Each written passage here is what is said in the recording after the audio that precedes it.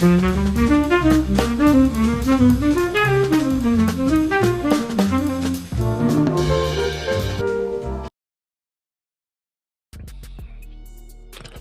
up? What up? What up, man? Welcome back to another Reaction News. We gonna go back to Minnesota. We know how Minnesota is. You feel me?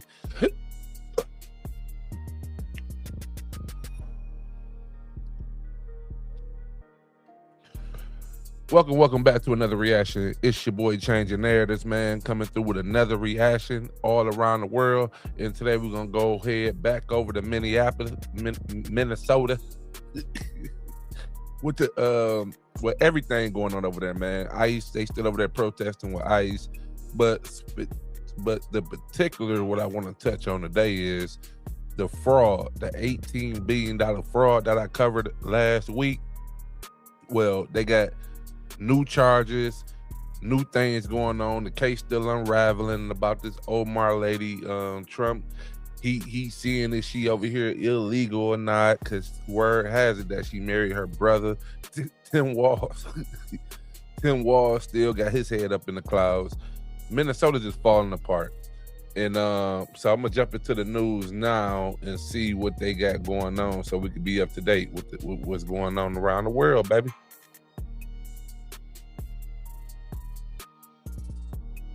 Accusing these suspects of making various housing and medical claims reaching upwards of $6 million.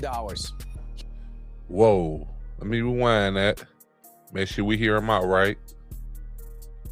Charged in connection with massive fraud schemes in Minnesota. The Justice Department accusing these suspects of making various housing and medical claims reaching upwards of $6 million. $6 million between 4 people. Hassan, Ahmed, Hussein, and Hamed. Whoa, Camille, Omar, Salah, Anthony, what did it say? Accused of submitting $750K in fraudulent housing claims. 1.4, 3.5, 6 million, all fraud claims. Here's the prosecutor. Minnesotans and taxpayers deserve to know the truth of the fraud. The fraud is not small. It isn't isolated. The magnitude cannot be overstated. What we see in Minnesota is not a handful of bad actors committing crimes. It's a staggering industrial scale fraud. I think it's so important for him to say that people are trying to minimize it. It should not be minimized. Here to discuss it, Fox and Friends Weekend co-hosts Charlie Hurd and Griff Jenkins. Guys, this is unbelievable. You have the Feeding the Future program, which is feeding people that are desperate. They were bilking that, sending it back to Somalia. Autism, taking kids, putting them into programs they don't need for instruction that they don't qualify for, but they took the money, gave it to the parents, and they sent it back to Somalia in many cases. Griff, what's your reaction to this? Well, what's fascinating, Brian, is that late last night, Bro, they stole from the Feed the Kids organization and autism kids, bro. Now, I'm an advocate of autism because my son was autistic. And as we know, my son is in the presence, he's in the presence with the Lord right now. My son right here, DJ, y'all see him. He passed away, but while he was alive, God rest his soul, but while he was alive, it was hard to find resources to the point where I couldn't even work a 40-hour job no more because I had to become an entrepreneur. So just so I could spend the time with him, because working a 40-hour job, I would need FMLA and all this other stuff so I can, you know what I'm saying, care for my son, 24-hour needed care. And the resources, the little resources that we have, I'm just putting in my mind, because we don't have a lot in that community. And shout out to anybody who has special need kids. But off the amount of money they took from that, and we already have nothing. I didn't even know it was over $1 million in that they had sent to the side for autism. They don't make that known. But the Somalians come over here, they take the money And when I say Somalians, it's some cool ones out here. Just like it's some cool white people with some bad white people. It's some cool black people with some bad black people. It's some cool Arabic. It's some bad Arabics. So it's a bad apple, rotten apple in every bunch. But when you come over here illegally, set up shop and start stealing from our country and sending the money that you taking from our kids in need and shipping it back to your country, and you not even there, and you over here illegal, that's a problem. And then y'all ran by the 10 Walls that was running with Kamala. And now Kamala talking junk about Biden. Like, the whole thing is just unfolded, and it look ugly on the Democrats. It look ugly on them, dog. And especially look ugly right here in Minnesota. This is ridiculous, man. This is ridiculous. And for anybody that's trying to defend that's if you trying to defend that, that's for you. Yeah, you see it. That's for you. Straight up.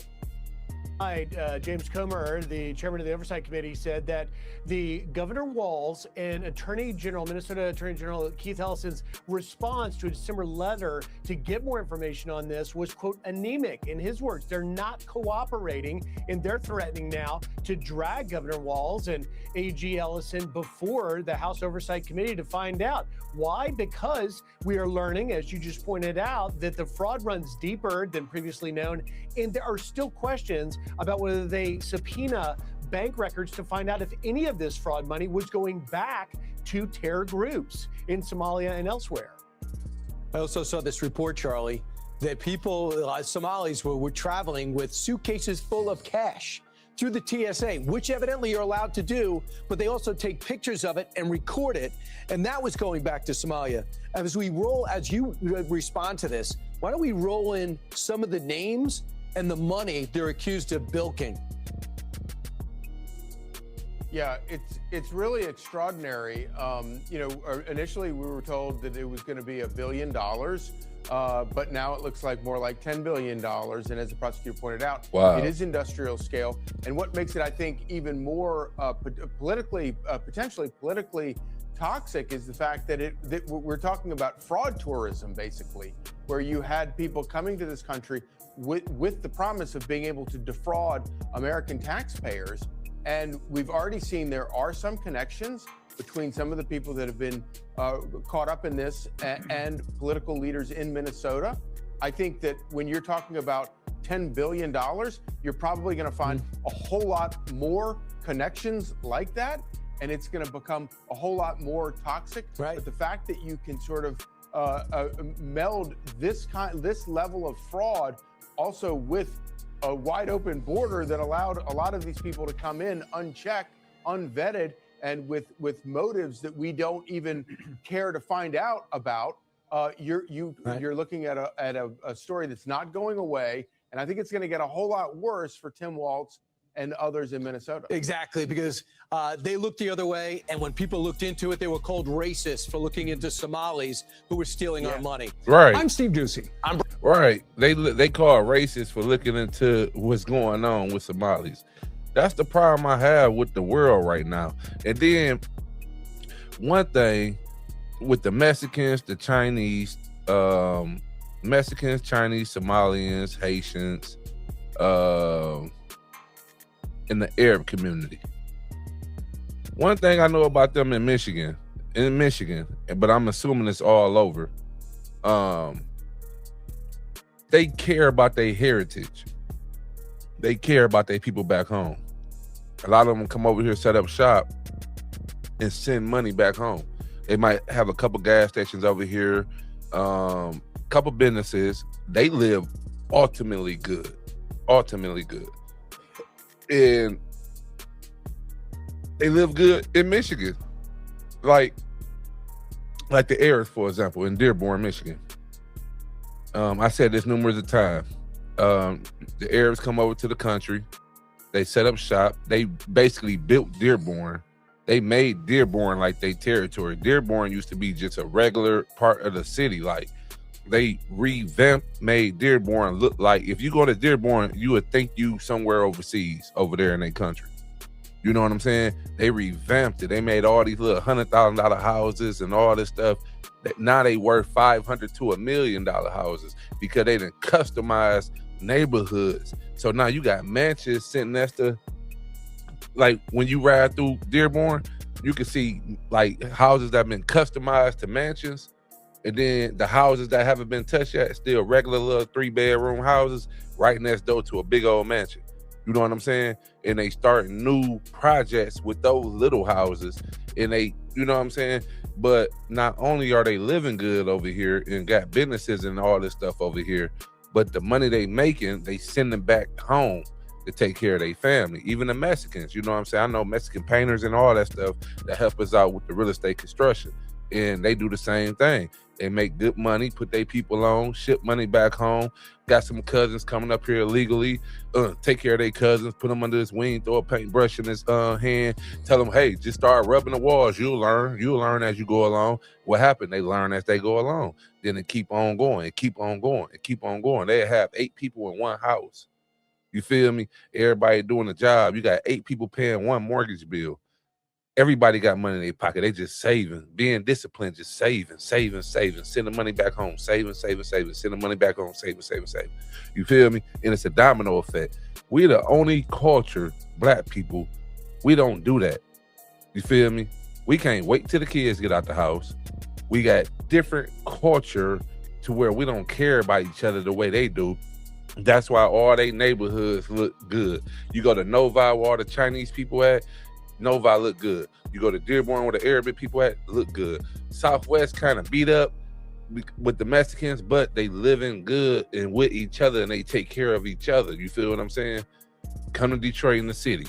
Come to the hood. All the neighborhoods ran down. We don't care about each other. We don't care about our neighbors. A lot of people don't even know their neighbors.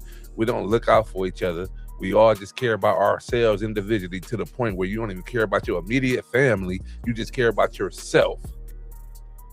You feel me? And that's what the problem is. That's what the problem is, man. That's why things look the way they do. But I ain't gonna switch the subject over. Right now, we're talking about the Somalians in Minnesota. Like you said, it went from $1 billion to $10 billion.